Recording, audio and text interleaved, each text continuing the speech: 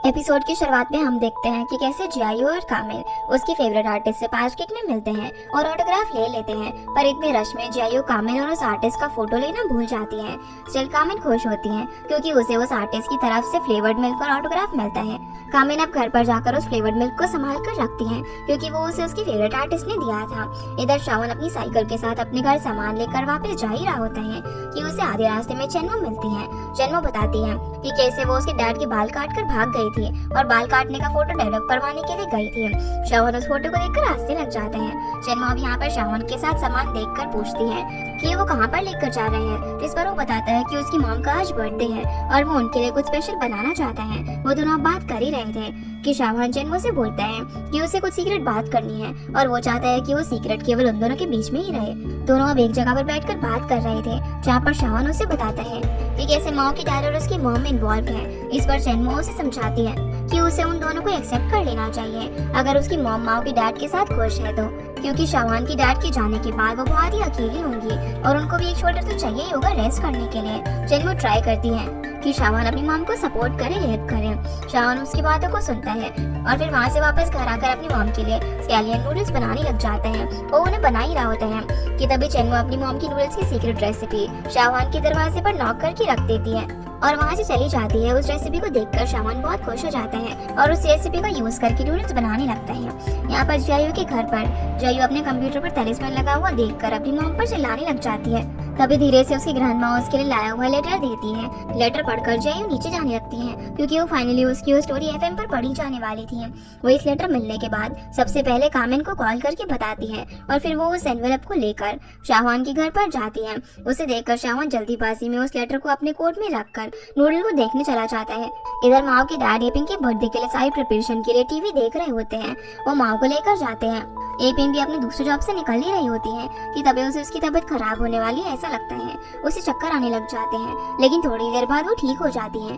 Aping अब जैसे घर पहुंचती है तो श्रावण उसे डाइनिंग टेबल पर बैठाता है और अपनी नूडल्स लेकर आता है। वो जैसे ही नूडल्स टेस्ट करने वाली होती है तभी वो बोलता है कि आपने केक तो काटा ही नहीं। वो लोग फिर केक कट कर रहे होते हैं कि तभी वहाँ पर एक और केक और स्नैक्स लेकर माँ और उसके डैड आ जाते हैं। माँ और उसके डैड को देखकर श्रावण खुश नहीं होता और दोनों फिर माँ के इशारे के बाद वहाँ से निकल जाते हैं। माँ और उसके डैड के जाने के बाद एपिंग किचन में कुछ लेने ही गई होती है तभी वो चक्कर खाकर नीचे गिर जाती है। श्रावण अब जल्दी से माँ के डैड को बुलाता है और वो चारों मिलकर एपिंग को हॉस्पिटल ले जाते हैं। हॉस्पिटल ले जाने के बाद पता चलता है कि एपिंग की तबीयत खराब स्ट्रेस के कारण हुई है। उसे ब्लड प्रेशर, मेलन्यूट्रिशन और एमनीजिया की इशू है और इन सब के बावजूद भी वो 2 जॉब्स कर रही थी। ये सब सुनकर श्रावण, माँ और उसके डैड को बिल्कुल भी अच्छा नहीं लगता। डॉक्टर फिर सेडेटिव चढ़ाने के लिए उन्हें इन्फ्यूजन रूम भेज देते हैं।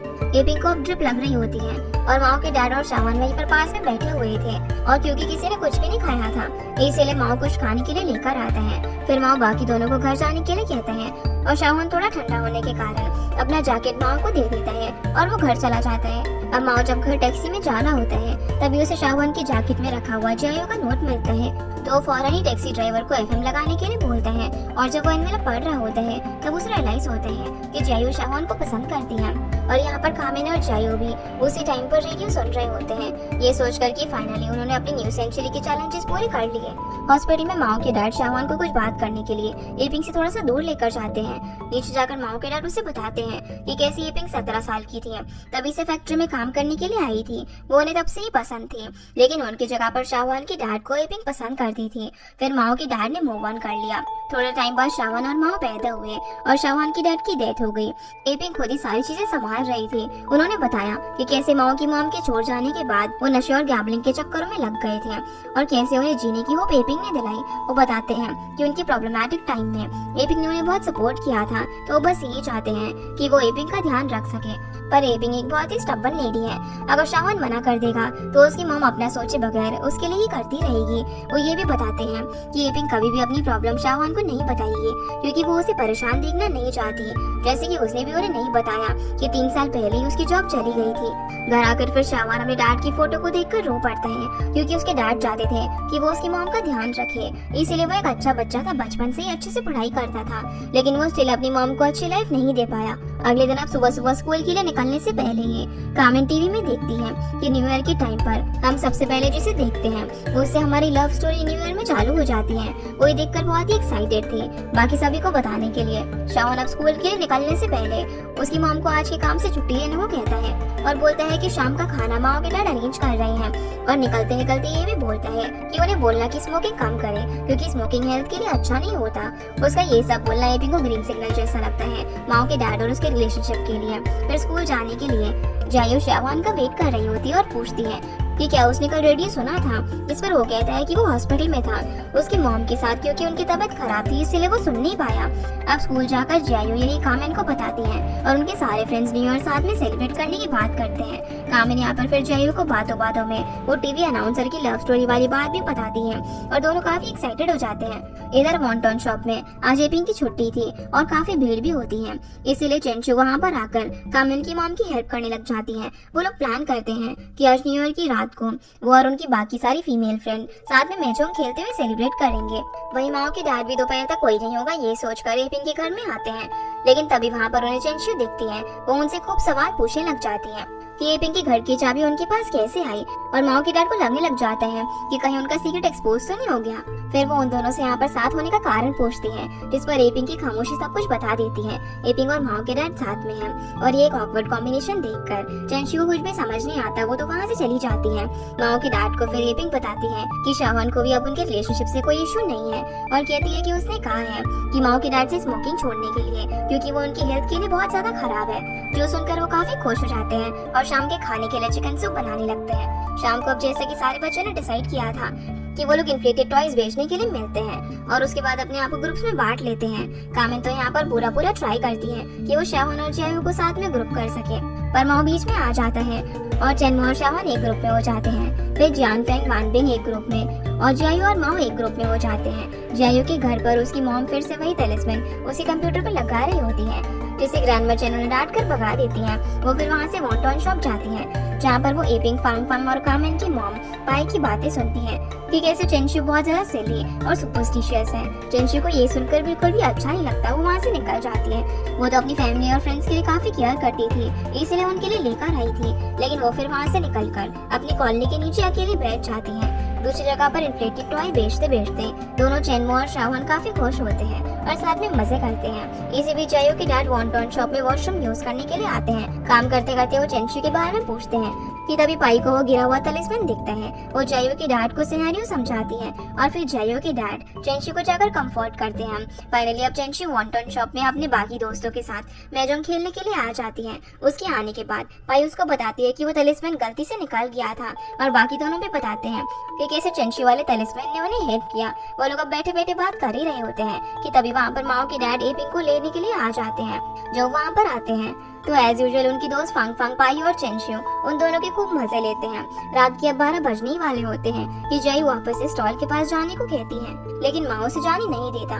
वॉन्टन शॉप में भी थोड़ी देर बाद फांग को चेनमो के डैड लेने के लिए आ जाते हैं और शॉप में सिर्फ चेंचू और पाई बचते हैं। चेनमो और शावन भी साथ में बहुत ज्यादा मजे कर रहे थे, इवन फायरवर्क्स भी जलाते हैं और 12 बजने से पहले स्टॉल के यहाँ पर बाकी सारे बच्चे पहुँच जाते हैं सिवाय शावन और चेनमो के। वॉन्टन शॉप में भी अब थोड़ी देर तक खेलते खेलते जायो की डैड चेंचू को लेने के लिए आ जाते हैं और वो दोनों भी अपने घर पर चले जाते हैं। पाई फिर वॉन्टन शॉप में अकेली हो जाती है तो सोचती है कि वो अपने हस्बैंड का शो रिकॉर्ड कर लेगी। जैसे वो शो को लगाती है टीवी पर, तभी स्ट्रीट में खड़े कामिन और उसके दोस्त दिखते हैं। वो खुशी से नाचने लग जाते हैं। सभी लोग अब एक दूसरे को हैप्पी न्यू ईयर विश करते हैं, पर ना चाहते हुए भी शाहवान को जायो विश नहीं कर पाती और वो उसे पूरी भीड़ में ढूंढती रहती है। अब न्यू ईयर सेलिब्रेशन खत्म होने के बाद शाहवान और चेनमो साथ में काफी अच्छा टाइम स्पेंड करते हैं और चेनमो शाहवान को उसके घर के नीचे ड्रॉप करती है, जहाँ चेनमो और शाहवान को साथ में देखकर कामिन तो शॉक हो जाती है।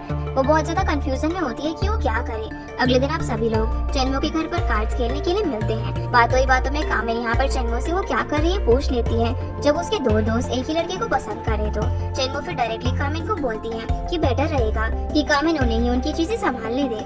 सभी लोग फिर चेनमो के घर पर मस्ती कर रहे होते हैं। तभी चेनमो के डैड घर में आ जाते हैं। सभी लोग उसके डैड को देखकर डर जाते हैं और कहते हैं कि वो लोग ग्रुप स्टडी के लिए मिले हैं। तभी वूजी का क्विज वाला शो टीवी पर आ जाता है और वो सभी उसे देखने लग जाते हैं। वही वॉन्टॉन शॉप में चेंशु जायो का आर्टिकल लिखा हुआ पब्लिश जर्नल लेकर सभी को देती है और वो लोग भी वूजी का शो देखने लग जाते हैं, ये बोलकर कि ये तो उनके बच्चों का क्लासमेट है।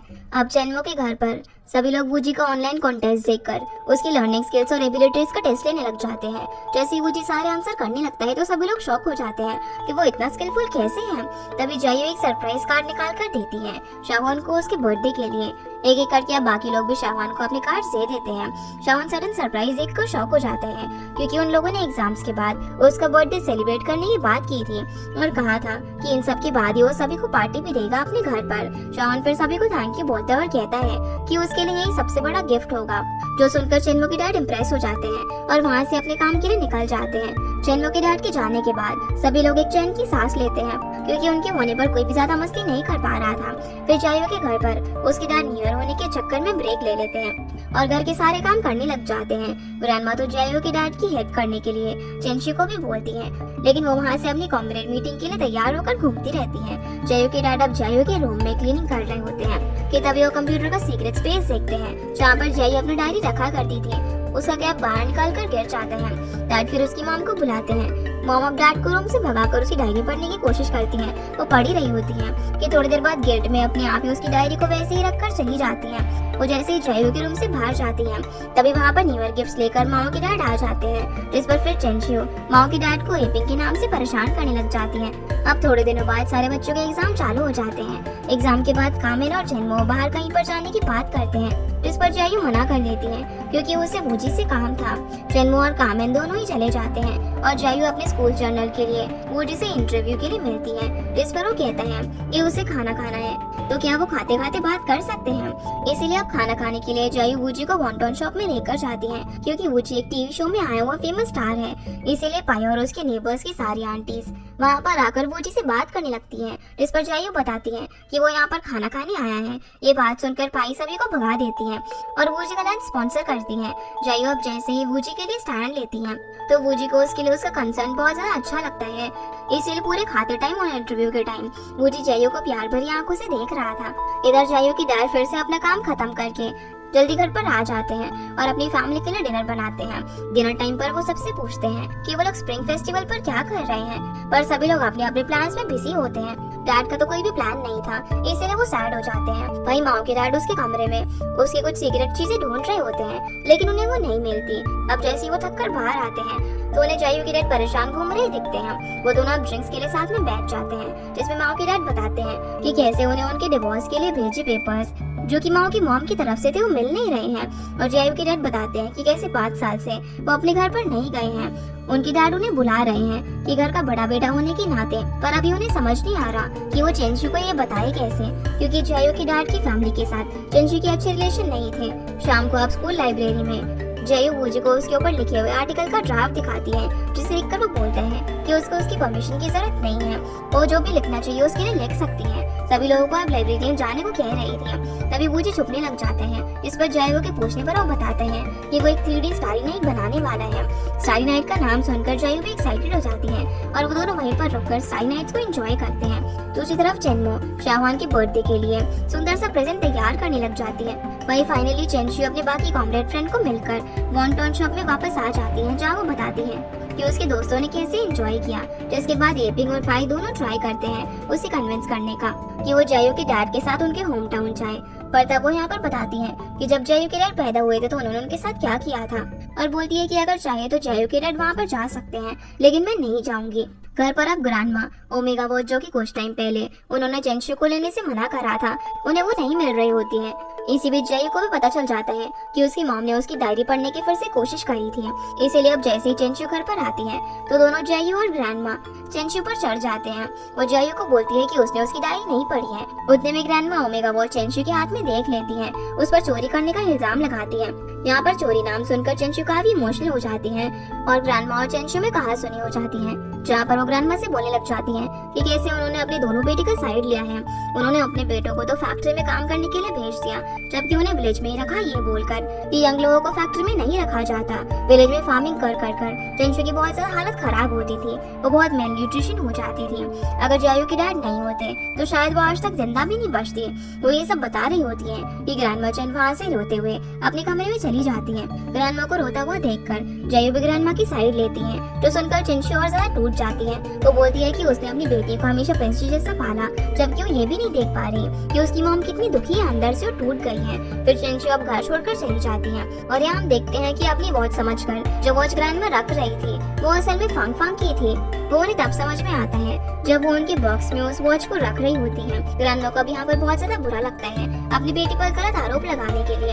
अब रात हो जाती है और जायू के डैड घर आते हैं। उनके घर आते ही ग्रैंडमा उन्हें बताती है कि कैसे 3 घंटों से चेंचू घर पर नहीं आई है उनकी लड़ाई होने के कारण। डैड अब जायू को बताते हैं कि वो कभी तो एटलीस्ट उसकी मॉम की बात पर विश्वास करे, उन्होंने उसकी डायरी नहीं पढ़ी थी। जल्दी जल्दी में अब डैड चेंचू के पास पहुँचते हैं, जो कि मेन रोड के पास बैठी हुई थी। वो उसे बहुत समझा बुझाकर अपने घर पर वापस लेकर आ जाते हैं। घर आने के बाद ग्रैंडमा डैड का लाया हुआ डक चेंचू के लिए गरम करती है और जायू अपनी मॉम को सॉरी बोलने के तौर पर उनके लिए उनकी फेवरेट कैंडीज लाकर देती है, जिससे उन सबके बीच की सारी लड़ाई सॉर्ट आउट हो जाती है। देखते हैं कि जायू के डैड की फेलो ड्राइवर फ्रेंड उन्हें घर जमाई कहकर चढ़ा रहे होते हैं और बोलते हैं कि वो तो अपनी वाइफ की फैमिली के साथ रहता है। ये सुनकर उन्हें बहुत ही बुरा लगता है और वो फिर अपनी कार लेकर निकल जाते हैं जायू के घर से।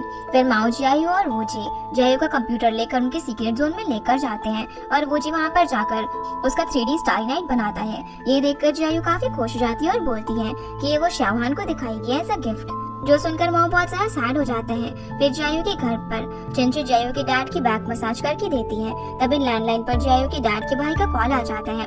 डैड अब कॉल उठाकर बोलते हैं कि वो थोड़ी देर बाद कॉल बैक करेंगे। फिर वो वहाँ से उठकर अंदर जाकर अपने भाई को कॉल करते हैं। जायू के डैड और उनके भाई की कन्वर्सेशन चेंचू सुन लेती है कि कैसे उनके विलेज में गलत गलत रूमर्स फैल रहे हैं जायू के डैड के बारे में। चेंचू यहाँ पर उन दोनों की बात के बीच में गुस्सा कर रही थी कि वो लोग अपनी पूरी फैमिली के साथ इस बार उनके विलेज विजिट करने के लिए आएंगे। अब विलेज जाने की बात सुनकर जायू के डैड काफी ज्यादा खुश हो जाते हैं और खुशी के मारे चेंचू को अपनी गोद में उठाकर घुमाने लग जाते हैं। वो लोग फिर विलेज जाने की बात कर ही रहे होते हैं कि तभी वहाँ पर जायू ये सब सुन लेती है और सैड हो जाती है, क्योंकि वो सभी लोग 6 को शाहवान का बर्थडे सेलिब्रेट करने वाले थे और अगर जायू वहाँ पर उस टाइम नहीं रह पाएगी तो वो बहुत ज्यादा सैड हो जाएगी। वो फिर वापस से अपनी सीक्रेट डेन में चली जाती है और शाहवान के लिए उसका प्रिपेयर्ड गिफ्ट दिखाकर माओ को बताती है कि कैसे वो लोग जाने वाले हैं। माओ जायू की जाने की बात सुनकर सैड हो जाता है, लेकिन उसके पीछे पड़कर वो उसका अपना टेलीफोन नंबर याद करवाता है ताकि वो उसे भी विलेज जाकर कॉल करना ना भूले। रात में फिर चेंगो भी अपने रूम में बैठे बैठे शाहवान के बर्थडे के प्रेजेंट पर काम कर रही होती है कि अचानक से उसके डैड रूम में आ जाते हैं और उसे बोलते हैं कि वेकेशन है, फिर भी तुम्हें उसमें पढ़ाई स्किप नहीं करना चाहिए। अब जैसे जैसे उनकी हाँ में हाँ मिलाकर चेंगो उन्हें अपने रूम से भगा देती है और फिर शाहवान की गिफ्ट की तैयारी करने लग जाती है। फाइनली अब जायू की फैमिली उसके डैड के विलेज में चली जाती है। वहाँ पर सभी लोग उनसे मिलकर बहुत ज्यादा खुश होते हैं। वो अपनी पूरी फैमिली के लिए गिफ्ट सब लेकर जाते हैं और उन लोगों को देते भी हैं। गिफ्ट लेकर सभी लोग काफी ज्यादा खुश हो जाते हैं। फिर जायू के डैड जायू को अपनी कजन जेली को उसका बैकपैक वाला गिफ्ट देने को कहते हैं। वो अंदर किचन में जाकर उसको गिफ्ट देती है। इस पर वो काफी रूडली उससे वहीं पर रख देने को कहती है। जायू आउट ऑफ कंसर्न उससे पूछती है कि वो अकेले किचन में क्या कर रही है, इस पर वो बहुत रूडली उससे बोलती है कि तुम जैसे रिलेटिव जब टाउन से आते हैं तो मुझ जैसे गाँव की लड़कियों को खाना बनाना पड़ता है। जायू को ये सुनकर बहुत ही वियर्ड लगता है, पर वो उसे इग्नोर करके निकल जाती है। सारी फीमेल्स अब अंदर के कमरे में बैठकर खाना खा रहे होते हैं कि जाली जायू के अच्छे हाई स्कूल में होने की बात पर वियर्ड फेसेस बनाने लग जाती है और जायू की बुकिश नॉलेज टेस्ट करती है। जायू भी फिर उसे अपने एनालिटिकल स्किल्स सिखाकर चुप करवा देती है और वो अपने आप चुप हो जाती है। यहाँ पर शंघाई में माओ अपनी सीक्रेट डन में जायू की फोटो देख रहा होता है। तभी उसे ग्रैंडमा बुलाकर एक लेटर देती है जो कि माओ के डैड के लिए जापान से आया था। माओ के डैड उस लेटर को पढ़कर माओ को कहते हैं कि उसकी माओ वापस आ रही है, इसलिए उन्हें उनके पुराने घर में मूव इन करना पड़ेगा। माओ और उसके डैड फिर ये बात एपिंग और शाहवान को बताते हैं कि कैसे अभी वो लोग एक शो पुट अप करेंगे। वो लोग वहाँ से अपने पुराने घर पर चले जाएंगे और ये दिखाएंगे कि माओ के डैड बीमार और बहुत ही गरीब है ताकि उनका डिवोर्स इजीली बिना किसी इशू के हो जाए। माओ जब से उसके पुराने घर जाने की बात करता है तो वो काफी सहमा रहता है और उसको उसके बचपन के सारे ट्रॉमास याद आने लग जाते हैं कि कैसे उसकी मॉम एंड डैड लड़ाई करते थे। वो जायू से बात करने के लिए उससे कॉल करता है, लेकिन वो कॉल वहाँ से बिजी होने के कारण जायू कॉल रिसीव ही नहीं कर पाती। विलेज में फिर जियायू की डैड अपने डैड और बाकी भाइयों के साथ सुबह सुबह ही ड्रिंक करने लग जाते हैं, जिस पर आउट ऑफ कंसर्न चेंशी उन्हें आराम से ड्रिंक करने के लिए बोलती हैं, पर क्योंकि वो एक फीमेल है और वो उन्हें ऐसा कह रही थी, इसलिए वो लोग उस पर ही चढ़ जाते हैं और कहते हैं कि वो जाकर कुछ काम करे अपना ओपिनियन देने के अलावा।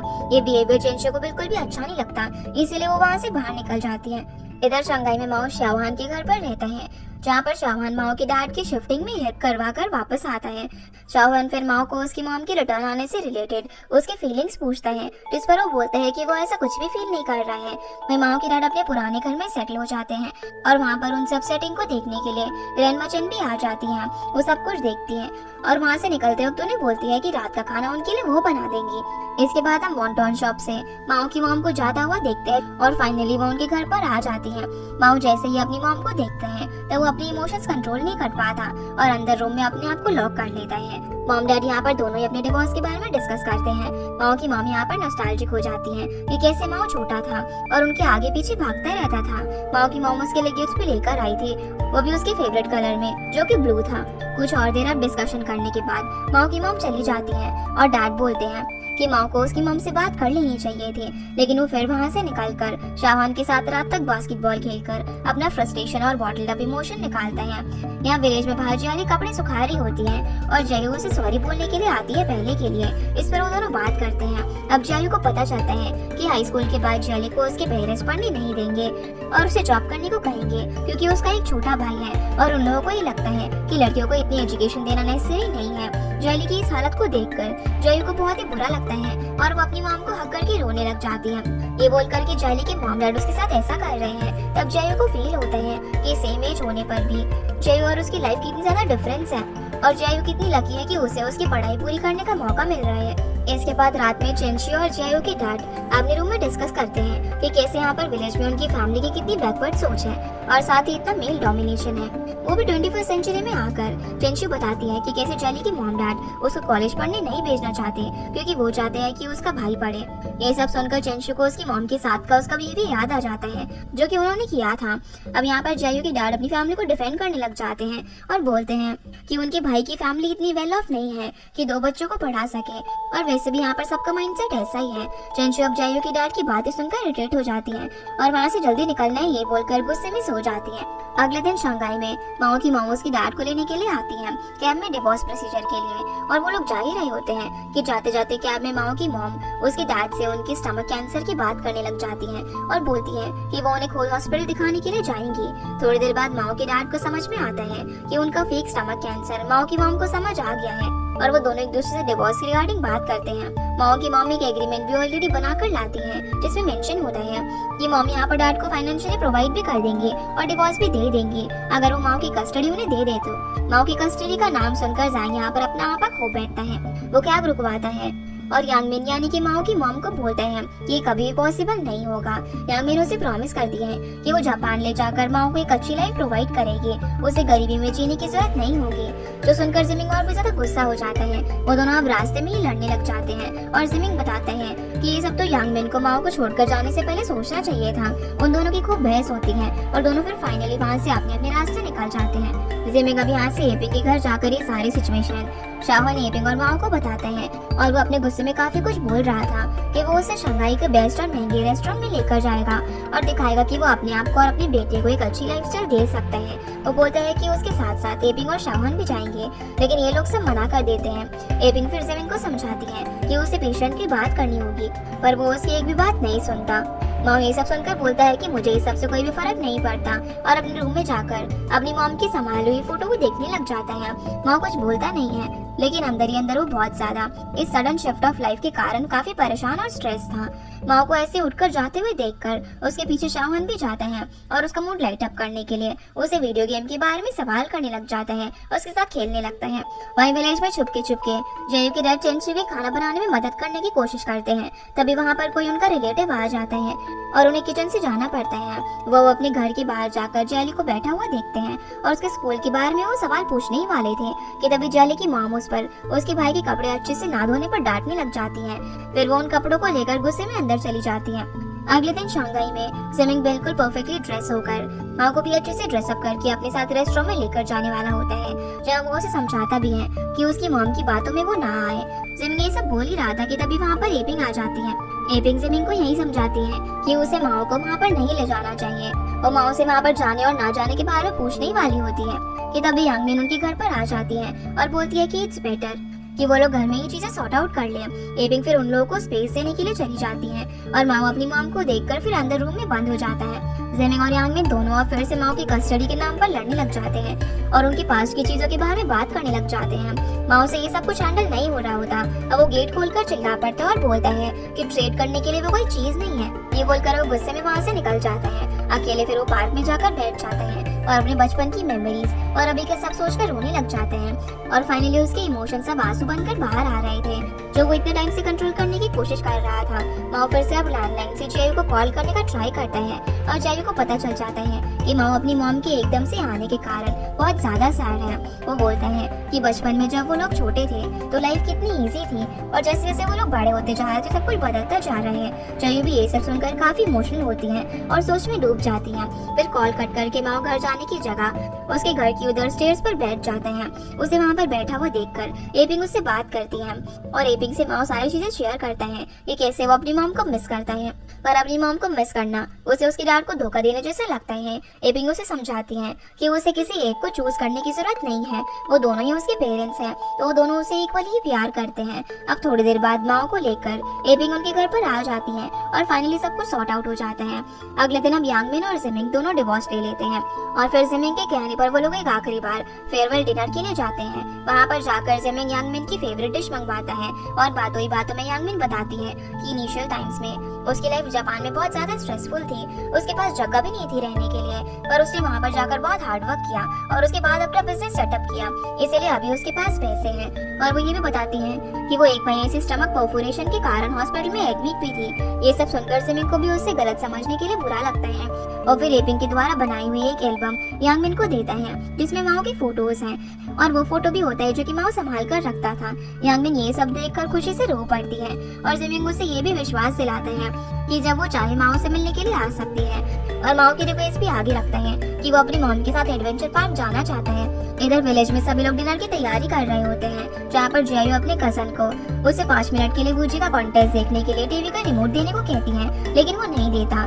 लेकिन वूजी वो कंपटीशन जीत जाता है। इसकी खबर जयू को चेन्नू दे देती है और शाहवान के बर्थडे पर जयू नहीं आ पाएगी, इसलिए वो उसे अपना बनाया हुआ सीक्रेट गिफ्ट भी बता देती है। रात में फिर खाना खाने के टाइम पर जल्दी खाना खत्म करने के बाद जयू पढ़ने के लिए जा रही होती है, जिसमें उसकी ग्रैंडमा और मॉम उसे डांट कर फिर से टेबल पर बैठने को कहते हैं। यहाँ पर जयू जियाली को सपोर्ट करने के लिए उसकी साइड लेती है और पूछती है कि वो उसे पढ़ने क्यों नहीं जाने दे रहे हैं, जिस पर सब उसे चुप रहने को कहते हैं और अपनी बेटी को और जियाली को सपोर्ट करने के लिए चेंचू भी बोल उठती है कि उन्हें अपनी बेटी के साथ ऐसे नहीं करना चाहिए। अब जियाली की एजुकेशन के नाम पर सबके बीच में काफी ज्यादा बहस हो जाती है। जयू के डैड चीजों को काम डाउन करने का ट्राई करते हैं, लेकिन कुछ भी नहीं हो रहा होता। फिर वो एकदम से चिल्लाकर अपनी सीट से उठते हैं और वाइन बॉटल के साथ अपनी पूरी फैमिली के लिए टोस्ट करते हैं। वो बोलते हैं कि घर का बड़ा बेटे होने के नाते वो जियाली को प्रॉमिस करते हैं कि वो उसकी एजुकेशन पूरी करवाएंगे और कोई उसे कुछ भी नहीं बोलेगा। वो ये भी बोलते हैं कि अगर उनका छोटा भाई उसकी एजुकेशन अफोर्ड नहीं कर सकता है तो पूरे 3 साल के लिए वो और उनकी फैमिली जियाली की एजुकेशन स्पॉन्सर करेंगे। ये सब सुनकर सभी लोग बहुत ज्यादा खुश हो जाते हैं और हंसते खेलते खाना खाने लग जाते हैं। थोड़ी देर बाद फिर वो लोग ये भी मेंशन करते हैं कि वो लोग 5th को निकल जाएंगे क्योंकि उन्हें शंघाई जल्दी जाना है। सभी लोग अब खूब मजे करते हैं और फायर क्रैकर्स को भी पूरी फैमिली साथ में एंजॉय करती है। यहाँ शंघाई में भी वूजी के पेरेंट्स उसे हमेशा इग्नोर करके मैचों खेलने लग जाते हैं और उसके स्टमक एक को इग्नोर करते हैं, इसलिए वो सैड होकर वापस से अपने कंप्यूटर के सामने बैठ जाता है और जयू के बारे में सोचने लग जाता है कि कैसे उसे उसने अपना ध्यान रखने के लिए कहा था। अब शाहवान को न्यू ईयर विश करने के लिए जयू विलेज के फोन के फ्री होने का वेट करती है। दूसरी ओर चेन्नू और शाहवान दोनों बात कर रहे होते हैं और प्रॉमिस करते हैं कि वो हर दिन रोज रात को ऐसे ही बात करेंगे। जयू फोन मिलाने के बाद भी फोन बिजी होने के चक्कर में उससे बात ही नहीं कर पाती और यहाँ जयू के घर में माओ ग्रैंडमा के साथ में टीवी देखते देखते जयू की कॉल आने का वेट करता रहता है। फिर फाइनली जयू का कॉल आ जाता है और माओ को happy Chinese new year wish करती है। अब वो फोन रखकर जा ही रही होती है कि जाली उसे वापस बुला लेती है क्योंकि जाली के लिए कॉल आया था। इस बार कॉल वूजी का था क्योंकि उसे जयू का नंबर हल्का हल्का याद था, इसीलिए वो जैसे जैसे करके फाइनली सही कॉल लगा देता है और जयू और वूजी एक दूसरे को हैप्पी न्यू ईयर विश करते हैं। अगले दिन फिर एपिंग के घर में एपिंग सारे शाहवान की फ्रेंड्स के लिए अरेंजमेंट कर रही थी और वहाँ पर माओ, शाहवान और जिमिंग एक फैमिली की तरह रह रहे थे। एपिंग और जिमिंग के जाने के बाद माओ और शाहवान पार्टी के लिए और ज्यादा एक्साइटेड हो जाते हैं और कूदने लग जाते हैं। चेनमो भी वहीं कॉल करके कामिन को बताती है कि वो शाहवान के घर पर जल्दी पहुंचने वाली है क्योंकि उसे जयू ने कुछ काम दिया है। और चेनमो के मुंह से गलती से निकल जाता है कि जयू को शाहवान की इतनी फिक्र क्यों है, उसे तो वूजी की फिक्र करनी चाहिए क्योंकि वो उसे पसंद करती है। जो सुनकर कामिन को तो कुछ भी समझ नहीं आता कि वो उसे कब पसंद करने लग गई। अब धीरे धीरे सारे डॉट्स कनेक्ट होते हैं और फिर बातों ही बातों में कामिन उसे बता देती है कि जयू वूजी को नहीं बल्कि किसी और को पसंद करती है। चेनमो फिर जयू के घर आकर ग्रैंडमा के डिशेस पैक करने का वेट करती है और उसको कुछ ठीक करना था, इसलिए वो जयू के रूम में जाकर ग्लू यूज करने लग जाती है। तभी उसे वहाँ पर एक नोट दिखता है, वो डॉट्स कनेक्ट करती है और उसे रियलाइज होता है कि जयू का सीक्रेट क्रश शाहवान है। ये कंफर्म करने के लिए वो कामिन को भी कॉल करती है और कंफर्मेशन मिलने के बाद चेनमो शटर हो जाती है। अब वो वहाँ से निकल ही रही थी कि तभी जयू अपने मॉम डैड के साथ अपने घर पर पहुँच जाती है। जयू सबको देखकर बहुत ही खुश होती है और चेनमो वहाँ से फिर ये बोलकर निकल जाती है कि उसका पेट दुख रहा है और वहाँ से सैड होकर चली जाती है। अब जयू ग्रैंडमा की डिश लेकर शाहवान के घर पर चली जाती है। वहाँ पर बाकी सभी लोग भी होते हैं। शाहवान सभी के होने के बावजूद सिर्फ चेनमो को ढूंढ रहा होता है और फिर उसे जयू बताती है कि चेनमो के पेट में दर्द है इसलिए वो नहीं आई। पर कामिन को रियलाइज हो जाता है कि चेनमो के ना आने का रीजन कुछ और है, जिससे वो सैड हो जाती है। अब जयू के शाहवान के बर्थडे के लिए आने का एक्साइटमेंट देखकर माँ को भी बुरा लगने लग जाता है, वो भी सैड हो जाता है और चेनमो की तबीयत खराब है ये सोचकर शाहवान चेनमो के घर केक लेकर जाता है। लेकिन चेनमो के रैंडमली डिस्टेंट होने का कारण शाहवान को कुछ भी समझ नहीं आता, वो वहाँ से चला जाता है। ऐसे अब शाहवान को रैंडमली इग्नोर और कोल्ड ट्रीटमेंट देकर चेनमो को भी काफी बुरा लग रहा था। फिर शाम को जयू शाहवान को उसका प्रेजेंट दिखाती है और वो खुश हो जाता है। शाहवान को खुश देखकर जयू और ज्यादा खुश हो जाती है और सबके बाद जयू का कंप्यूटर लेकर माँ उसके घर में वापस फिक्स कर देता है। फिक्स करने के बाद जयू को बोलते हैं कि अगर उसने हाई स्कूल एग्जाम पास कर लिया तो वो जयू को कुछ बताना चाहता है। ये बोलकर वहाँ से चला जाता है। थोड़ी देर बाद जयू के कंप्यूटर में सेलर का मैसेज आता है और हमें पता चलता है कि सेलर जो जयू का दोस्त है वो और कोई नहीं बल्कि माओ है और वो सेलर बनकर जयू से बात करता रहता है। अगले दिन माओ बिल्कुल डेडिकेटेडली पढ़ने के लिए जयू के घर पर आ जाता है, जहाँ उसे पता चलता है कि वो तो चेनमो के घर पर गई है वूजी का कॉन्टेस्ट देखने के लिए। अब शाहवान वहीं पर होता है तो माओ उसे अपने साथ पढ़ने का ऑफर देता है, लेकिन वो उसे डिक्लाइन कर देता है। यहाँ चेनमो के घर पर सभी लोग होते हैं सिवाय शाहवान के। वो सभी लोग वूजी का कॉन्टेस्ट देख रहे होते हैं और सेलिब्रेट करते हैं। जब वूजी जीत जाता है तब जियान फेंग पूछता है कि शाहवान आज क्यों नहीं आया, तो सभी लोग एकदम से चुप हो जाते हैं और चेनमो बोलती है कि वो हम लोगों जैसा वेला नहीं है, उसे पढ़ना होगा इसीलिए नहीं आया। हम देखते हैं कि कामिन और डैनियल अपने स्कूल में घूम रहे होते हैं, जहाँ पर डैनियल बताता है कि उसे वो हाई फाई रेस्टोरेंट उतना अच्छा नहीं लगा था और वो तो यहाँ पर ऑथेंटिक चाइनीज लाइफ देखने एक्सपेक्ट करके आया था। काम ये सुनकर सोचती है कि फिर उसे अपने डैड के रेस्टोरेंट लेकर जाती है और उसे अपना नेबरहुड दिखाती है। डैनियल ये सब देखकर बहुत ज्यादा खुश हो जाता है और काफी फैसिनेट भी हो जाता है। यहाँ तक कि वॉन्टन शॉप में वो काफी मजे से खाना खाता है और एक फॉरेनर को देखकर सारी लेडीज और पाई का हस्बैंड बहुत ज्यादा खुश हो जाता है। अब डैनियल से ये पूछने के लिए कि उसे कुछ और चाहिए, एपिंग, चेंशी और कामिन पहुंच जाते हैं और उसे टूटी फूटी इंग्लिश में बात करने की कोशिश करते हैं। डैनियल उनके एफर्ट्स देखकर उनकी तारीफ करता है। वो सभी लोग फिर डैनियल को कुछ न कुछ पूछ ही रहे होते हैं कि तभी फांग फांग वहाँ पर न्यूज़पेपर लेकर आ जाती है, जहाँ सभी मॉम्स का फ्रंट पेज पर इंटरव्यू पब्लिश हुआ था। सभी लोग उस इंटरव्यू को देखकर बहुत ज्यादा खुश हो जाते हैं और नाचने लगते हैं। उतने में इसे और भी खूब सारे पेपर की एडिशन लेकर आ जाते हैं और कामिन और डैनियल उन्हें बांटने निकल जाते हैं ताकि वो अपनी मॉम की अकम्पलिशमेंट सभी को दिखा सके। कामिन की डैड भी बहुत ज्यादा एक्साइटेड होते हैं और बोलते हैं कि वो इसे फ्रेम करके अपनी शॉप में लगाएंगे। तभी पाया बताती है कि उन दोनों ने शॉप को बंद करने का सोच लिया है क्योंकि उनका बिजनेस अच्छा नहीं जा रहा। शॉप की क्लोज करने की बात सुनकर फांग और शेंशी दोनों काफी इमोशनल हो जाते हैं क्योंकि ये शॉप उनके लिए एस्केप रूट जैसी थी। पर उन्हें एपिंग और पाई सब कुछ समझाते हैं कि मोस्ट प्रोबेबली जब टाइम अच्छा रहेगा तो वो लोग इसे रीओपन करने का सोचेंगे और क्या पता यहाँ पर कोई सुपरमार्केट बना देगा या फिर गेमिंग सेंटर। एपी भी उन सभी को यही बोलती है कि वो जब चाहे तब अपनी लाइफ रीस्टार्ट कर सकते हैं और वो सभी लोग अपने आप को मोटिवेट करने के लिए कुछ गाने गाने लगते हैं। फिर जब चेंशियो शॉप से निकलती है तो वो जयू की डैड को कार से निकलता हुआ देखती है और उसे रियलाइज होता है कि वो पेन में होने के बावजूद भी अपने घर के लिए, अपनी फैमिली के लिए उस पेन को सहन करके काम कर रहे हैं। ये देखकर चेंशियो को काफी बुरा लगता है। वो अगले दिन फिर अपने पुराने बॉस के पास जाती है और उसे गिड़गिड़ाकर सॉरी कहती है ताकि वो उसे जॉब पर रख ले। उसका बॉस ऐसी इतनी रिक्वेस्ट करने के बाद मान जाता है और बोलता है कि वो ट्राई करेगा। वहीं स्कूल में सारे एक्सचेंज स्टूडेंट्स एक एक करके परफॉर्म करते हैं। लास्ट परफॉर्मेंस के बाद लुइया अनाउंस करता है कि डैनियल की एक सरप्राइज परफॉर्मेंस है। डैनियल अब स्टेज पर आकर कामिन को पहले थैंक यू बोलता है और फिर उसके लिए गाना डेडिकेट करता है। गाते गाते वो स्टेज से उतरकर कामिन के पास चला जाता है और उसे जैस्मिन का बना हुआ एक ब्रेसलेट देता है। कामिन इतना सुंदर सरप्राइज देकर बहुत ज्यादा खुश हो जाती है और पूरा ऑडिटोरियम बस कामिन का नाम ही चिल्ला रहा था। फाइनली अब शाम तक सभी एक्सचेंज स्टूडेंट जाने लगते हैं और कामिन डैनियल को फिर से थैंक यू बोलती है, जिस पर उसे डैनियल बताता है कि वो तो स्पीच देने वाला था, लेकिन स्पेशल सॉन्ग परफॉर्मेंस का आइडिया उसे लुयाओ ने दिया।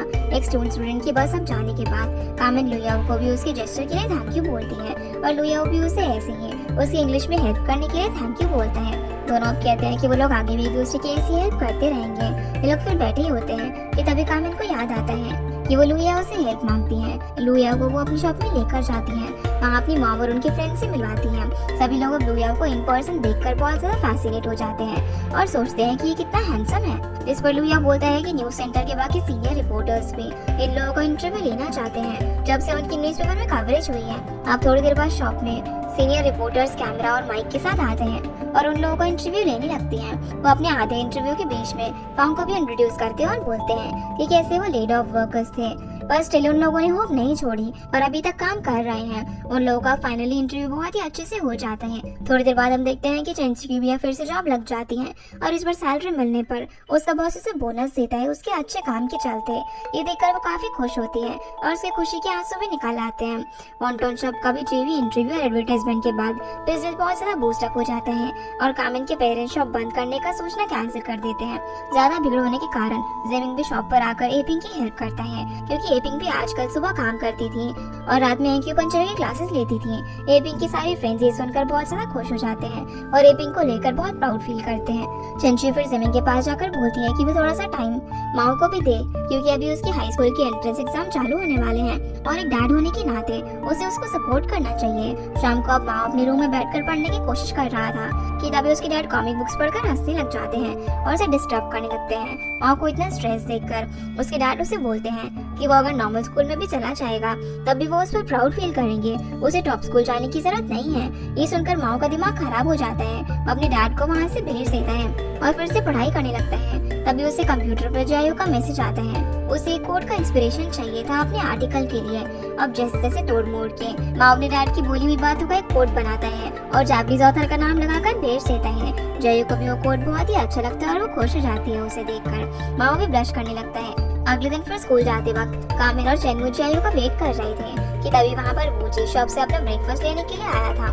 वूजी को हर दिन ब्रेकफास्ट लेने के लिए आता हुआ देखकर कामिन को कुछ गड़बड़ लगती है। वो लोग वहाँ पर खड़े ही थे कि तभी जयो वहाँ पर आ जाती है। वूजी जयो को देखकर अलग ही ब्लश करने लग जाता है, तो कामिन को अब भरोसा हो जाता है कि वूजी को जयो पसंद है। कामिन घर पर भी रहते रहते खुश हो जाती है ये सोचकर कि अभी उसकी दोनों दोस्त को कोई ना कोई लड़का पसंद करता है। अगले दिन स्कूल में फिर जब वूजी जा रहा होता है कि तभी कामिन उसे बीच में खींचकर पूछ लेती है कि क्या उसे जयो पसंद है। उस टाइम वूजी को अपनी फीलिंग्स कुछ ढंग से पता नहीं होती, तो वो लोग एक्सपेरिमेंट करने का सोचते हैं। क्लास खत्म होने के बाद कामिन चेनवू को अपने साथ ले जाती है फिजिकल ट्रेनिंग का कहकर और फिर वूजी को जयो के साथ अकेले टाइम स्पेंड करने का मौका देती है। जयो को बोलती है कि वो सारे उसके डाउट्स रिजॉल्व करे। वूजी और जयो अब साथ में जा ही रहे होते हैं कि तभी उन्हें स्कूल के गेट पर माओ मिल जाता है। माओ उन दोनों को साथ में देखकर जेलस हो जाता है और माओ को स्कूल में देखकर जयो उससे पूछती है कि वो यहाँ पर क्या कर रहे हैं, तो माओ उसे बताता है कि ये उसका ड्रीम स्कूल है, इसीलिए वो यहाँ पर पहले सब देखने के लिए आया है। माओ फिर पूछता है कि ये दोनों कहाँ पर जा रहे हैं, जिस पर वूजी कहता है कि ये वॉन्टन शॉप में नूडल्स खाने के लिए जा रहे हैं, इसीलिए अब ये तीनों ही साथ में वॉन्टन शॉप में आ जाते हैं।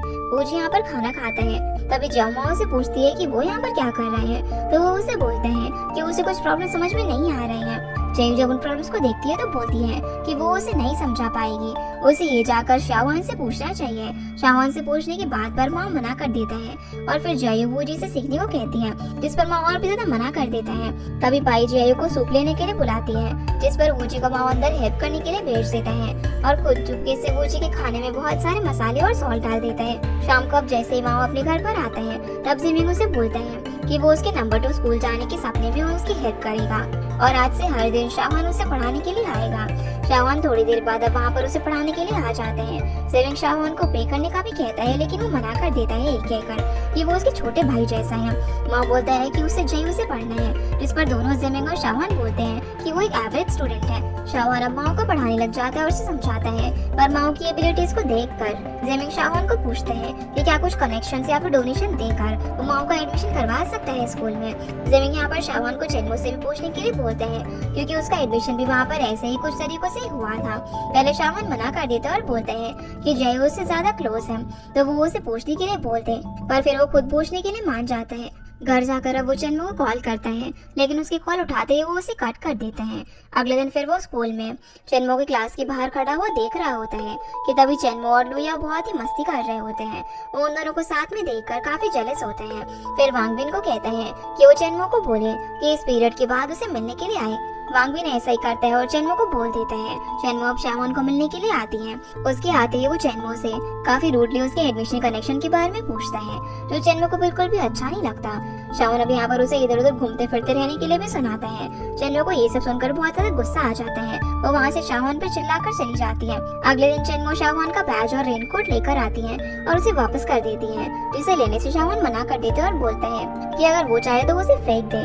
चेनमो भी गुस्से में होती है, तो वो उन दोनों को वहीं पर फेंक कर चली जाती है। अब स्कूल से निकलते वक्त माओ के दोस्त उसे बहुत बार गेम्स खेलने के लिए बुलाते हैं, लेकिन वो साफ साफ मना कर देता है ताकि वो घर जाकर पढ़ सके। माओ घर जाकर अपना पूरा टाइम टेबल सेट कर देता है और नेसेसरी प्रिकॉशन भी ले लेता है ताकि वो सोए ना। पढ़ते पढ़ते फिर जेमिंग माओ के लिए एपिंग का बनाया हुआ सूप भी लेकर आता है। वो माओ का पागलपन देखकर परेशान हो जाता है और माँ यहाँ पर फिर से अपनी डांट को भगा देते हैं। अगले दिन स्कूल में माओ के सभी फ्रेंड के टेस्ट में अच्छे मार्क्स आए थे, पर इतना पढ़ने के बावजूद भी माओ केवल पास हो जाता है, जिससे वो काफी सैड होता है और अपने बाकी दोस्तों के साथ गेमिंग करने चला जाता है। माओ की गेमिंग स्किल्स देखकर उसके फ्रेंड्स उसे रिकमेंड करते हैं कि उसे ई स्पोर्ट्स कॉम्पिटिशन में पार्ट लेना चाहिए। रात भर अब माओ ये सब सोचता रहता है और फिर फाइनली ई स्पोर्ट्स के बारे में रिसर्च करके अपनी डैड को समझाता है। उसके डैड जियायू की फैमिली और एपिंग को फर्दर एक्सप्लेन करते हैं और माओ जियायू और शाहवान को एक्सप्लेन करता है। सभी को अब यहाँ पर यही लगता है कि हाई स्कूल एग्जाम टफ होने के कारण वो ऐसा बोल रहा है, पर दोनों माँ और उसके डैड सभी को समझाते हैं कि जरूरी नहीं है कि सारे बच्चे एक जैसे ही हो, कुछ लोग अलग रहने की हिम्मत भी रखते हैं। सारे लोग अब जेमिंग को समझाते हैं कि ये सब तो ठीक है, पर उसे स्कूल नहीं छोड़ना चाहिए, पार्ट टाइम ही सही लेकिन उसे स्कूल कंटिन्यू करना चाहिए। और यहाँ सीक्रेट डन में जय और शाहवान दोनों उसे लेने से मना कर रहे होते हैं। तब माँ ओपन चैलेंज देता है कि अगर उसे किसी ने भी कंप्यूटर गेम्स में हरा दिया तो वो हमेशा के लिए कंप्यूटर नहीं छुएगा। थोड़ी देर बाद शाहवान और माओ के बीच एक गेम चालू हो जाता है जो शाहवान ने ही सभी को सिखाया था। जय और कामिन तो यहाँ पर शाहवान के साथ होते हैं, पर आखिर में गेम में माओ जीत जाता है। अब एक एक करके शाहवान और जयू अपने सारे दोस्तों से गेमिंग का कंपटीशन करवाते हैं, लेकिन कोई भी माओ के अगेंस्ट जीत नहीं पाता। फाइनली अब थक हार कर जयू अपने ऑनलाइन फ्रेंड से ही पूछती है कि क्या वो उसे गेम खेलना आता है। इस पर माओ मना कर देता है और बोलता है कि अगर जयू के पास कोई अच्छा गेमिंग कर रहा है तो उसे अप्रिशिएट करना चाहिए। अगले दिन फिर जेमिंग को चेनमो के डैड से मिलने के लिए उसके घर पर जाते हैं और पूछते हैं उनके कनेक्शन के बारे में, जिस पर चेनमो के डैड बहुत ज्यादा गुस्सा हो जाते हैं और काफी रूडली जेमिंग को अपने गिफ्ट्स के साथ उनके घर से निकल जाने के लिए कहते हैं। चेनमो के डैड का ऐसा बिहेवियर देखकर फांग उसे क्वेश्चन करती है, जिस पर चेनमो के डैड उसे अपनी कंपनी सुधारने के लिए कहते हैं और बोलते हैं कि ऐसे इन छोटे लोगों के साथ वो ना घूमे और अपनी बेटी पर भी ध्यान दे, क्योंकि कहीं ना कहीं से ये बात बाहर निकली है कि चेनमो को एडमिशन डोनेशन देकर हुआ है। वहीं वॉन्टन शॉप में गिफ्ट देकर चेनशी पूछती है तो एपिंग जो भी आज जेमिंग के साथ हुआ था उसे बता देती है और पाई और सभी लोगों को फांग के लिए बुरा लगता है क्योंकि उसका हस्बैंड काफी रूड और इनह्यूमन है। चेनशी फिर 2 बार सोचने लग जाती है कि क्या वो इंग्लिश टेप्स के लिए फांग के घर पर जाए या फिर नहीं, क्योंकि उसे डर था कि कहीं चेनमो के डैड उसकी इंसल्ट तो नहीं कर देंगे। असल में जयू के डैड टैक्सी चलाते चलाते इंग्लिश की प्रैक्टिस करते हैं और कोइंसिडेंटली चेनमो के डैड उस टैक्सी में बैठ जाते हैं और पूरे रास्ते में वो उनकी ग्रामर और प्रोनाउंसिएशन सही करते रहते हैं और ऐसे उन्हें सीखते रहने के लिए मोटिवेट करते हैं। स्कूल में फिर जयू माओ के लिए फिर से लुया को पूछती है कि कहीं उसकी जान पहचान में कोई गेमर है क्या। ये सब वूजी भी सुन लेता है और उठकर बोलता है कि क्या वो लोग माओ के अगेंस्ट खेले। ये सुनकर सभी लोग शॉक हो जाते हैं। एपिंग भी अब जेमिंग के पास आती है जो कि बहुत टाइम से बहुत ही परेशान है माओ के चक्कर में। एपिंग उसे समझाती है और उसके लिए गुड लिसनर बनती है। एपिंग चाहती थी कि माओ और जेमिंग का रिलेशन अच्छा हो, इसीलिए वो उसे कम्युनिकेट करने के लिए बोलती है, चाहे वो लेटर लिख कर ही क्यों ना हो। वैसे जेमिंग कुछ ज्यादा पढ़ा लिखा नहीं था, पर एपिंग के लिए वो लेटर लिखते लिखते प्रैक्टिस करने लग जाता है। इसके बाद हम माओ को देखते हैं जो कि प्राउडली सभी लोगों को हराकर गेमिंग सेंटर में बैठकर अपने सभी दोस्तों के साथ गेम खेल रहा होता है। वहाँ पर थोड़ी देर बाद वूजी आता है। वूजी वहाँ पर जाकर माओ को चैलेंज करता है और दोनों बेट लगाते हैं कि अगर माओ जीता तो वूजी जयू से दूर रहेगा और अगर वूजी जीता तो वो गेमिंग छोड़कर पढ़ाई करेगा। और यहाँ पर वैसा ही होता है जिसका सभी को डर था। वूजी माओ को हरा देता है और माओ का ओवर कॉन्फिडेंस टूटकर नीचे गिर जाते हैं। वूजी के निकलने के बाद वो वूजी के पीछे पीछे जाता है ये जानने के लिए कि वो गेम खेलने के लिए क्यों आया, जिस पर वो बताते हैं कि जायू माओ की पढ़ाई ना करने के चक्कर में बहुत ही परेशान है। माओ ये सुनकर वूजी को बताते हैं कि वो कितना भी क्यों ना ट्राई कर ले पढ़ाई में, उसके मार्क्स कभी भी इम्प्रूव नहीं होते। तब वूजी उसे समझाकर बोलता है कि क्या उसने पूरे टाइम में पढ़ने के टाइम पर पढ़ाई की थी या फिर कुछ और, जिससे कि माओ को सेल्फ रियलाइजेशन होता है कि जितना वो एक्सपेक्ट कर रहा था उसने तो उतना पढ़ा ही नहीं है। जायू के पढ़ाने पर वो उसे देखने लग जाता था और जब वो अकेला होता था तो जायू से कंप्यूटर पर बात करने लगता था। माओ को अब यहाँ पर अपनी गलती का एहसास हो जाता है और वो घर पर आ जाता है। घर जाकर वो देखता है कि उसके डैड वॉमिटिंग कर रहे थे, तो वो उन्हें क्लीन अप करने में हेल्प करता है और उन्हें सोफे पर सुला देता है। फिर वो अपने रूम में आकर कंप्यूटर ऑन करके बैठता है। तभी उसे उसके डैड के द्वारा लिखा हुआ पेपर रोल मिलता है जिसमें उन्होंने माओ के लिए लेटर लिखा हुआ था। वो पूरे लेटर में माओ को यही बोलते हैं कि वो जो कुछ भी करना चाहता है उसके डैड हमेशा उसका पूरा सपोर्ट करेंगे, चाहे वो पढ़ाई हो या फिर गेमिंग, और वो उससे बहुत प्यार करते हैं। माँ अपने डैड के लेटर को पढ़कर काफी इमोशनल हो जाता है और उसे संभाल कर रखता है। रिटर्न में फिर वो अपने डैड को एक लेटर लिखता है और बोलता है कि वो अपने बलबूते और हार्ड वर्क से नंबर 2 मिडिल स्कूल में एडमिशन ले लेगा, वो टेंशन ना ले। स्कूल में फिर जायू वूजी को थैंक यू भी बोलती है माओ को समझाने के लिए और उसके साथ खेलने के लिए। इस पर वूजी खुशी से मेंशन नॉट कहता है। वो लोग फिर बात कर ही रहे थे कि तभी क्लास मॉनिटर जायू को स्कूल मैगजीन की एक कॉपी लाकर देती है जिसमें उसका पहला आर्टिकल पब्लिश हुआ था। रात में घर जाकर जायू अपने दोस्त सीलर को थैंक यू बोलती है क्योंकि उसके आइडिया पर वो आर्टिकल लिख पाई और वो पब्लिश हुआ, जिस पर सेलर जो कि माओ होता है वो उसे कांग्रेचुलेट करता है। वो अभी बहुत काम में बिजी होता है इसलिए वो बात नहीं कर पाएगा ये बोलते हैं, तो जायू भी उसे गुड लक कह देती है। अब जायू से मोटिवेशनल बात सुनकर माओ अपना कंप्यूटर बंद कर देता है और वूजी के बताए हुए मुताबिक 55 आवर्स ऑफ स्टडी को अपना रूटीन बनाकर पढ़ाई करना शुरू कर देता है। रात में जब जिमिंग घर पर आता है तो वो देखता है कि माओ पढ़ते पढ़ते सो गया था। जिमिंग उसकी टेबल की लाइट बंद कर देता है कि तभी माओ उठ जाता है और थोड़ा फ्रेशन अप हो जाता है। जिमिंग को लगता है कि वो सो गया होगा, लेकिन रात में नींद के बीच में जब वो उठता है तो देखता है कि माओ तो अभी पढ़ाई कर रहे हैं। इधर वॉन्टन शॉप में काम करते हुए जिमिंग को देखकर चेंशी और फांग पाई ऐसे ही उसकी टांग खींचने लग जाते हैं और फांग उसके हस्बैंड के बिहेवियर के लिए उसे सॉरी भी कहती है, जिस पर वो इट्स ओके कहता है। सभी लोगों को फिर फांग बताती है कि चेन्मो ने भी एडमिशन एग्जाम पास करके ही लिया था, ऐसे कोई कनेक्शन का कारण नहीं था। जिमिंग एपिंग के साथ फिर मैक्सिमम टाइम स्पेंड करता है और उसे इतना अच्छे से ट्रीट करता हुआ देखकर फांग भी एनवियस हो जाती है और बोलती है कि उसके हस्बैंड के पास तो कभी फ्री टाइम होता ही नहीं है। वहीं जायू के डैड की टैक्सी में आज फिर से चेन्मो के डैड बैठते हैं। वो उनके लिए इंग्लिश के कुछ नोट्स लेकर आए थे जिन्हें वो जायू के डैड को सीखने के लिए दे देते हैं। वो लोग अब बात कर ही रहे थे कि तभी चेन्मो के डैड अपना फ्रस्ट्रेशन निकालते हैं कि कैसे उनकी बेटी पढ़ती नहीं है और घूमती रहती है। दोनों डैड फिर अपनी बेटियों की बातें करने लगते हैं। इधर वॉन्टन शॉप में जायू वूजी का इंटरव्यू ले रही थी और वूजी जैसा कामिन ने बोला था वैसे यार दूसरे सेंटेंस के बाद जायू को थैंक यू बोलता है, उसे एक चॉकलेट भी देता है। चॉकलेट देता हुआ देखकर जायू कामिन को साइड में लेकर जाती है और उससे पूछती है कि ये सब क्या हो रहा है। तो कामिन बताती है कि वो लोग एक्सपेरिमेंट कर रहे हैं देखने के लिए कि क्या वूजी को जायू पसंद है। वूजी अब उन्हें साइड में जाता हुआ देखकर उनके पास जाता है और कामिन को बोलता है कि उसे सच में जायू के साथ अकेला रहना पसंद है, उसे उन सब के साथ रहना पसंद है। और वो ये भी बोलते हैं कि इसके बाद वो होप करेगा कि वो सभी लोग साथ में हमेशा स्कूल जाए, तो इसको सुनकर दोनों मान जाते हैं। अगले दिन अब लुया को क्लास मॉनिटर बहुत ज्यादा रिक्वेस्ट करती है कन्विंस करने के लिए कि वो बास्केटबॉल खेले अपनी क्लास के लिए, पर वो नहीं मानता।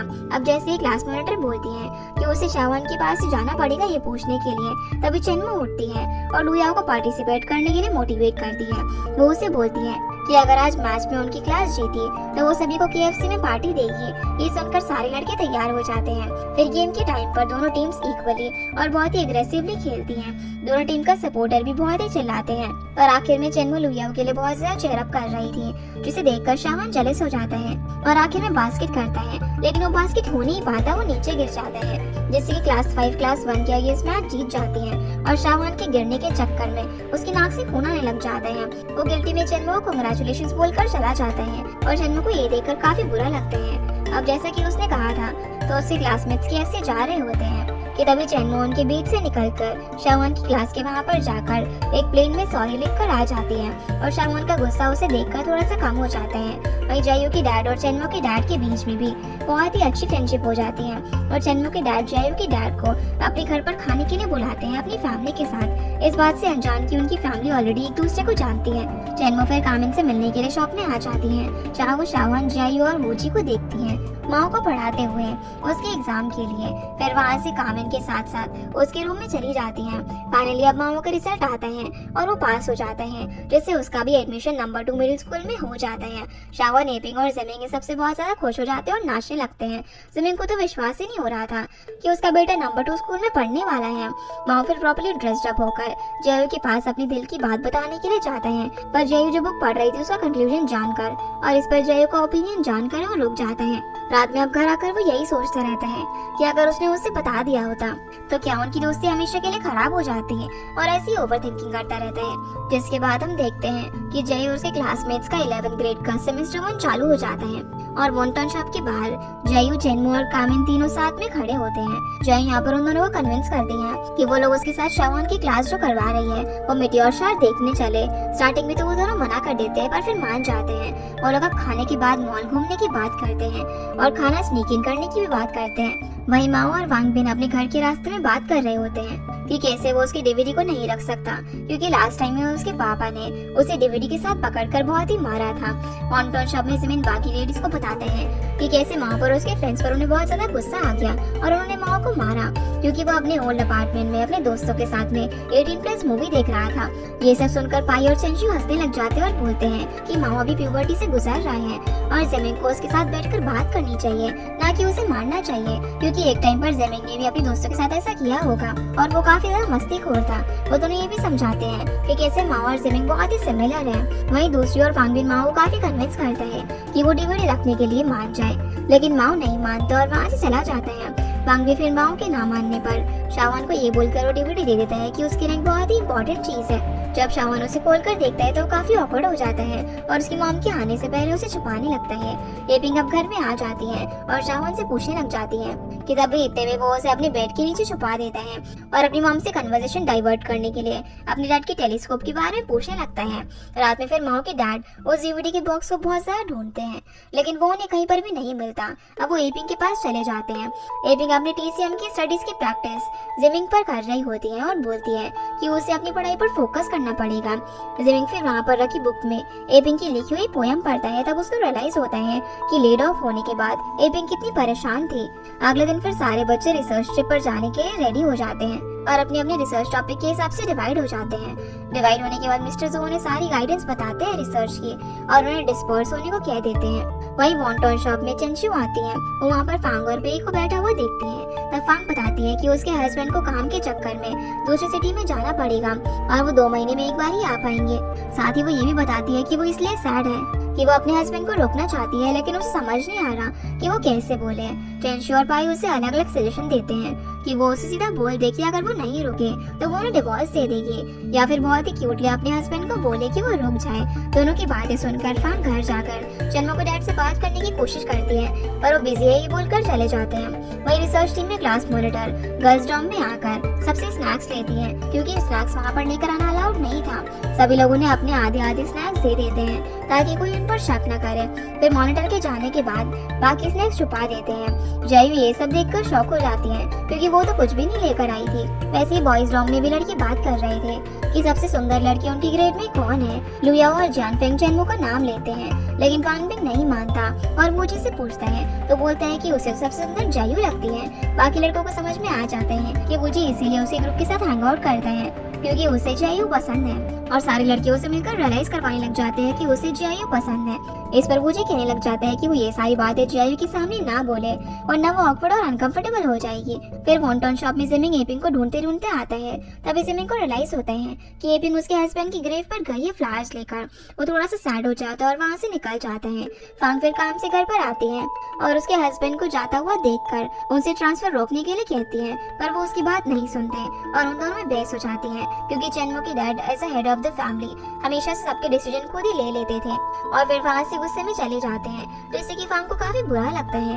इधर चेन्मो के डैड फिर से जियायो की डैड की टैक्सी में होते हैं। उनसे पूछते हैं कि हॉस्पिटल जाने के बाद क्या कहीं वो लोग खाना खाने के लिए चले, तो इसके लिए जियायो के डैड हाँ कर देते हैं। वहीं रिसर्च ट्रिप में दोनों ग्रुप्स अपनी रिसर्च अच्छे से कर रहे होते हैं, लोगों के इंटरव्यूज लेते हैं। इसके बाद हॉस्पिटल में जियायो की डैड और चेन्मो के डैड लंच करने के लिए रेस्टोरेंट में जाते हैं। उतने में वहाँ पर जिमिंग आ जाते हैं। जिमिंग उन दोनों को बताते हैं कि कैसे उन दोनों के वाइफ्स और बच्चे भी दोस्त हैं और वो तीनों बहुत ही खुश होकर खाना खाने के लिए बैठते हैं। इधर चेंशियो पाई की दिए हुए वॉन्टॉन्स लाकर फांग को देती हैं और उसे बात करती हैं। फांग बताती है कि कैसे चेन्मो के डैड पहले बहुत ज्यादा रोमांटिक थे और लव एक्सप्रेस भी किया करते थे, लेकिन अभी ऐसा कुछ भी नहीं है।